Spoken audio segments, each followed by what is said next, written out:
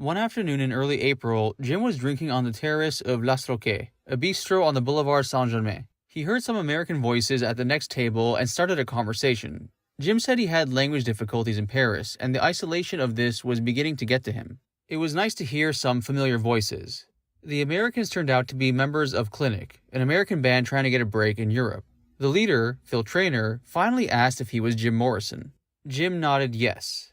They said they hadn't known Jim was in Paris. Nobody knows, Jim said. Out came the guitars, and they jammed on blues songs for an hour or so. Jim was chain-smoking Marlboros and was coughing and spitting constantly. They all ended up drinking wine and whiskey at the apartment of someone Pamela knew. Jim smoked heavily, kept coughing, and got so loaded they had to put him in a taxi. It took 5 minutes for Jim to remember the address. Jim had cut down on alcohol when he first arrived in France, but after a month he started again. And the heavy, compulsive smoking began to take its toll.